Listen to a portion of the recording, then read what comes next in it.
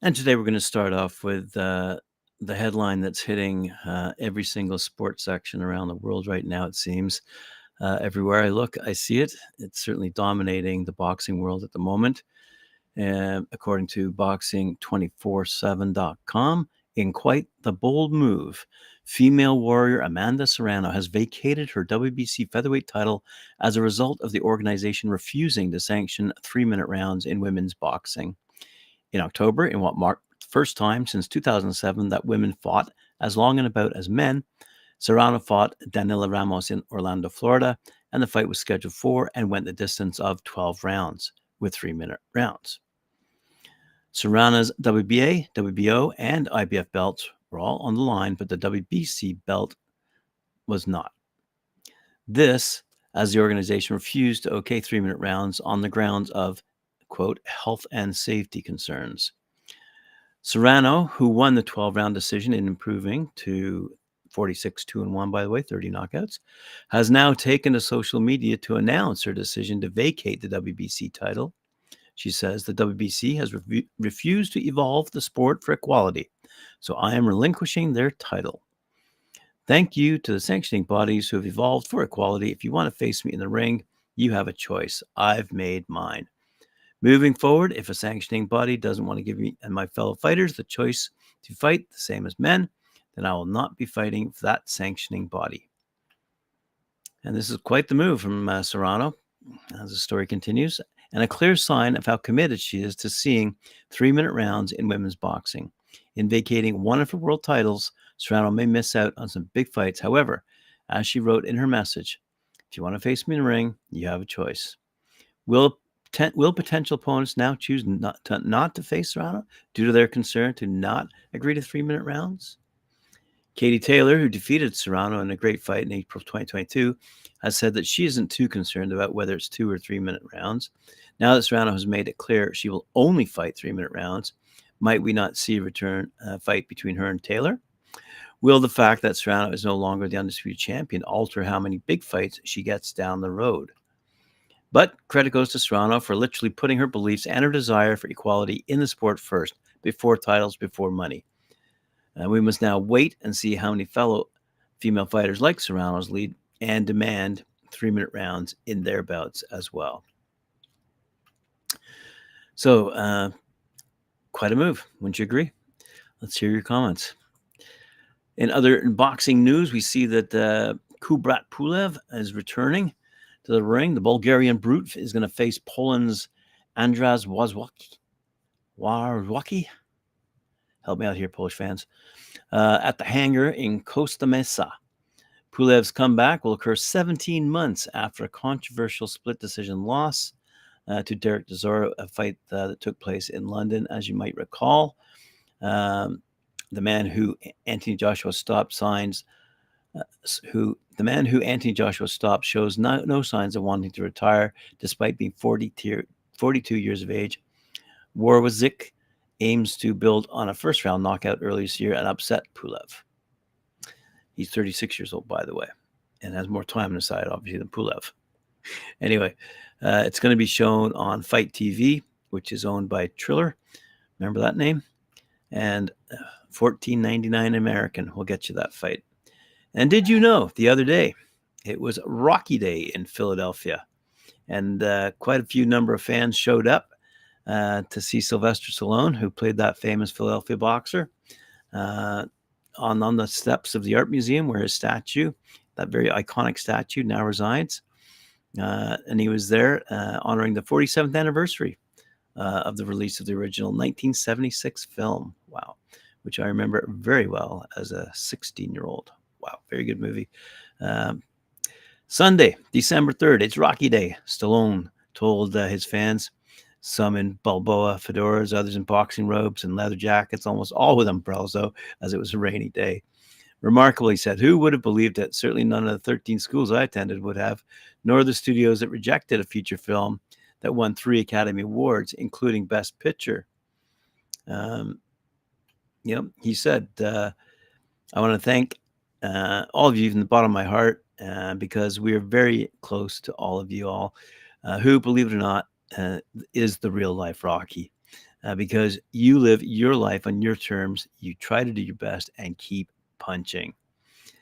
The celebration also included a grand opening of the Sly Stallone store inside the Parkway Visitor Center between the base of the stairs and the Rocky statue. So next time you're in Philadelphia for a fight, because there are many that go on there on a monthly basis, go check out his statue in his store and the fans that are hanging out. In other peculiar news, I got to say, 6 years after brain surgery, Erik Skogland wants one last fight. And is that a twist on words? Because this could be dangerous.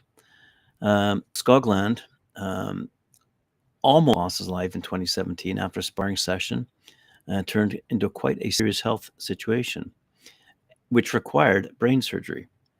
But thankfully, he's obviously on the mend and actually wants to return to the ring and continue his life as a boxer. He is a bona fide fighter and once one of the most talented in Sweden. But over half a decade, on a day that could have been the end of his days, he's back in the gym, hoping to get back under the lights again. Is the guy mad?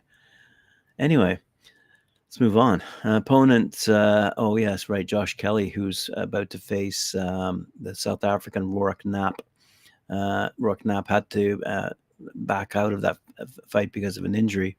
So Josh Kelly will now face Colombian knockout artist Placido Ramirez when he returns home to fight in Sunderland on December 16th. In his place, as I said, comes Ramirez, big punching 29-year-old.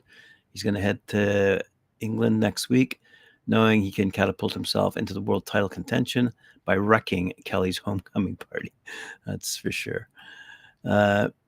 Interestingly enough, I can't believe the pundits, the boxing critics, they're out for Ryan Garcia, man.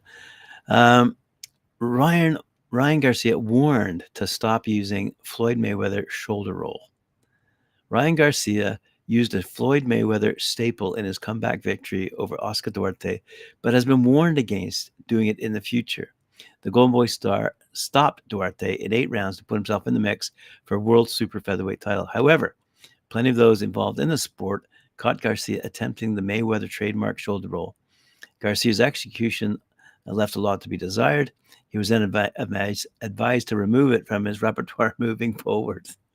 What else are you going to say? Mark Maxeo, you might remember that name. Good boxer out of Philippines. Former WBC featherweight world champ Mark Maxeo, 24-2, by the way, returns to the ring on CBN Promotions' New Blood card, scheduled for upcoming December 9th. Magnifico fights at the Infinite Reality Studio in Long Beach, California, formerly known as Thunder Studios. Maxeo, hailing from Bohol, Philippines, will face Isaac Avalar. He's 17-6 from Mexico. So apparently, I mentioned last week that the WBA had created a new class. Anyway, this is to benefit small heavyweight fighters, they say. Smaller heavyweight fighters will benefit from not being matched with huge super heavyweights in the future. That's according to the WBA, which has defended its creation of an 18th weight class following the WBC's launching of the Bridgerweight division in 2020. The WBA has announced a super cruiserweight division. Like the WBC, fighters weighing in between 200 to 224 pounds will be invited to participate. There's no one I've spoken to who likes, enjoys, follows the Bridgerweight division. So anyway, lastly, I want to tell you that the U.S. Olympic team is not only going through its team trials at the moment. Those team trials are going to be actually streamed on Peacock, a division of NBC TV. So it's good to see boxing back in the limelight. Especially those youngsters who are vying for a position on Boxing USA's team. 13 boxers who will win their weight class on the weekend will advance to the high performance selection camp in January, where they'll be among the few selected to compete for spots on the U.S. Olympic team competing in Paris next summer. Due to their strong finishes at the vaunted 2023 Pan American Games, Team USA has already pre-selected 5 boxers for Paris 2024. Let's mention a couple of women here who we might hear in the future after the Olympics are over. Jaijara Gonzalez in the 60 kilogram division. Jamal Harvey in the men's 57 kilogram division. Jennifer Lozano in the women's 50 kilogram category. Morel McCain in the women's 66 kilogram category. And Joshua Edwards in the men's 92 plus kilogram category. The best boxers in America will be competing this weekend for the chance to represent their country on the biggest stage in international athletics. On the men's side, 2022 elite national champions Dedrick Coughlin and Jordan Roach, as well as 2-time youth national champion Benjamin Johnson, are all expected to step into the ring on the weekend, as I say, televised on Peacock. On the women's side, by the way, defending U.S. Olympic trials champion and 4-time national champion Lupe Gutierrez headlines the field. Additionally, 2022 Youth World Champion Yoselin Perez, 2-time Youth National Champion Sarai Brown-L, and 2021 Junior Pan American Champ Kayla Gomez are all expected to compete as well this weekend. So good stuff as we warm up for the Olympics. I'm sure we'll have more news from other countries and their teams moving forward. But I want to bring that item to your attention. As I'm sure a lot of people are aware in their home country that the Olympics are around the corner, a few months away, quite frankly. And so a lot of teams have been selected. And it's going to be an exciting Olympic event for boxers, and hopefully not the last, because I don't believe they've sorted out that mess between the IBA and World Boxing with respect to who's going to represent boxers at the Olympics as an organization. That if you're a betting man or woman, you'd probably roll with World Boxing, despite the fact that IBA certainly has a strong foothold and is certainly recognized by many countries and their teams around the world. It seems to me like World Boxing has the appreciation at the moment of the IOC and their administration. So that's it for me today. Thanks for joining me. Appreciate it. Remember to like, share, subscribe, hit that notification bell. We'll see you later on at 4 p.m. when I join Mike Orr for his show Knuckle Up. And then you can see me again 11 a.m. Eastern Time tomorrow for another edition of Boxing News Today. Thank you.